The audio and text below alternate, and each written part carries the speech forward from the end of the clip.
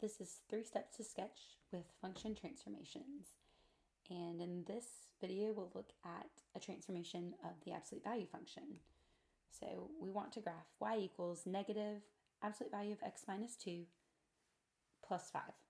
And we'll use our table method. All right, so here's a reminder of what we're graphing, and here's our setup, our 3 Steps to Sketch outline. And let's first start by identifying that this is a transformation of the parent function, the absolute value of x.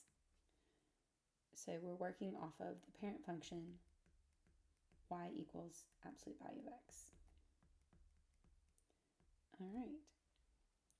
So let's start by analyzing our transformations. We'll start with our horizontal, and we see our horizontal transformation appears in the absolute value bars with the x.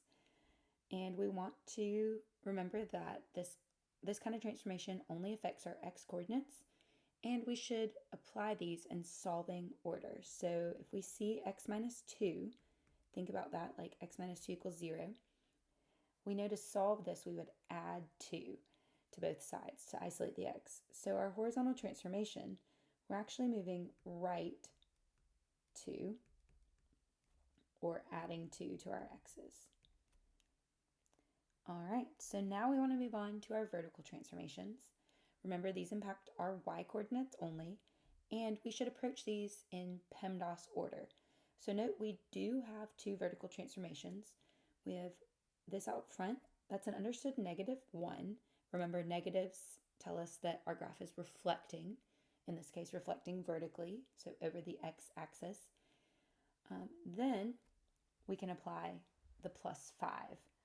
PEMDAS tells us we do our multiplication, which technically we're multiplying by -1.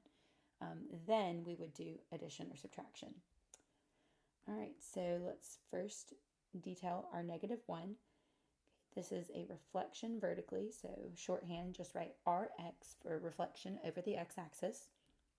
Okay, and that's actually just going to be -y, or if you want to put -1 times y, you can. Okay, completely up to you.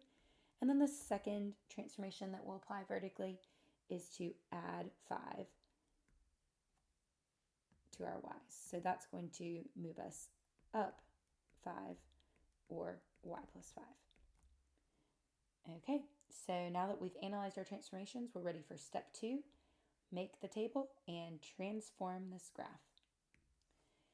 So remember that the absolute value function is the v function. That should help you remember these parent points.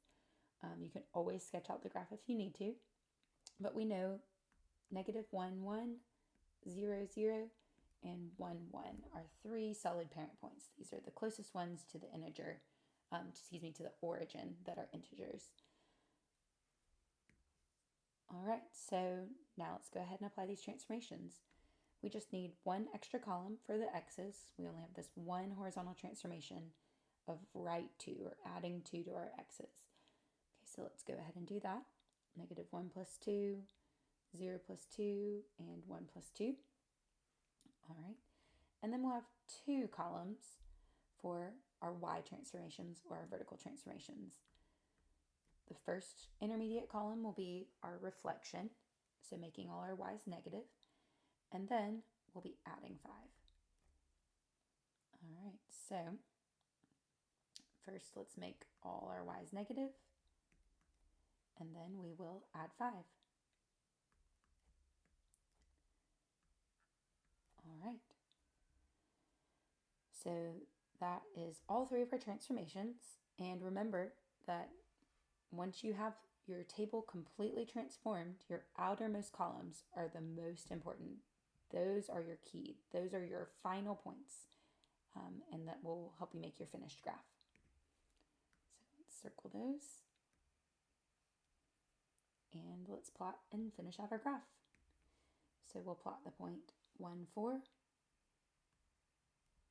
2, 5, and 3, 4. And we remember there was a reflection, so it makes sense that this graph now is an upside down V. All right, so that was a transformation of an absolute value function. with the table method and 3 steps to sketch.